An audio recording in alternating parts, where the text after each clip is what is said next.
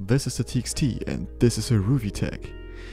It looks a little bit like a large NFC tag or maybe even a knock-off AirTag. Well, it's technically a little bit of both, but it also can do a lot more. The integrated NFC tag could be used to trigger automations created in Apple's shortcut app on the iPhone. Being a Bluetooth Low Energy beacon, you could also approximate its location in a warehouse.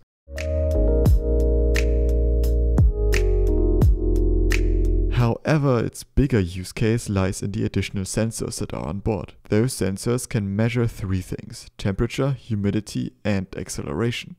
Usually there's also an air pressure sensor on board, but it is currently removed due to the chip shortage. All the sensor data can be read out via Bluetooth Low Energy.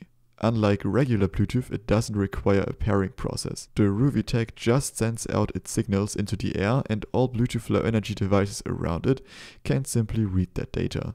You could, for example, use your phone with the RuuviStation app, or a Raspberry Pi, or even both at the same time. This is all packaged into this small plastic puck with a diameter of 52mm and a height of 12.55mm. At only 30 grams, it's also pretty light, which means that you can stick it somewhere without having to use super strong adhesive. The shell also provides some protection against the elements. Full immersion in water is a no-go in its stock form, but the occasional rainfall shouldn't kill it. This entire package is powered by an included CR2477 battery, which will last you for around 2 years on the default firmware. You will need a special battery for extreme temperature ranges from -40°C up to 85°C, but the default -20°C up to 70°C should be fine for most use cases.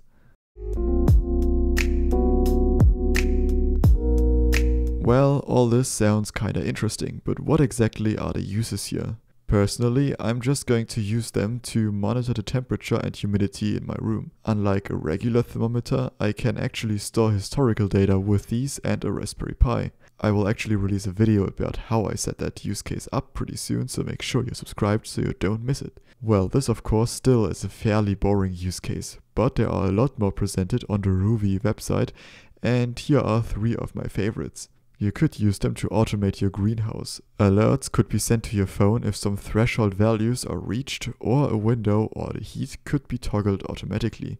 If you fear that your freezer might die soon, you could throw a RuuviTag in there and get notified if the temperature rises, so you have enough time to save your precious frozen goods. The last example is a little bit more involved, as it requires a special firmware to be flashed to the device. It relies on the accelerometer to measure vibrations of a motor in something like a washing machine. Anomalies in the vibration patterns could be an early warning sign of an imminent failure.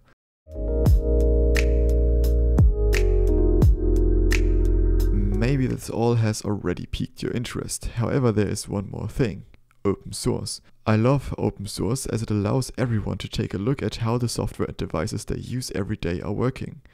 Of course, this is a great learning opportunity as it allows curious minds to look into how things are made. Even if you are not planning to do that, you can still benefit, as there is a bunch of software and firmware out there that would be more difficult to create with a closed source approach. Both the hardware and all of the software, including the firmware, is available on GitHub.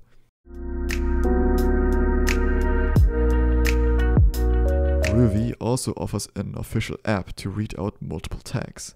It's called RuuviStation and can be downloaded for free from the Google Play Store and Apple App Store. It supports adding multiple tags, giving each a name and custom background. You can also keep the connection live in the background to enable the alerting feature that can send you notifications when a value leaves a defined range. Historical charts are also a thing. However, for now your device needs to be in range in order to update them.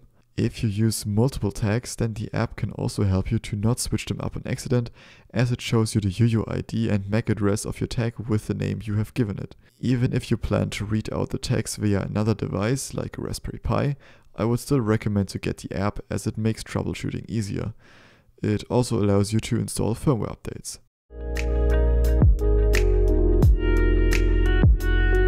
In conclusion, I would say that the RuuviTag is a pretty cool little device for getting started in the Internet of Things world. Sure, at a price point for EU customers of €37.33 or €29.65 per device in the 3-pack, they are not exactly cheap. But sure, while you could find similar products for cheaper on sites like Alibaba, you also get a solid level of polish and a good first-party app. Well, that's all I have to say for today. Have a great time and see you soon.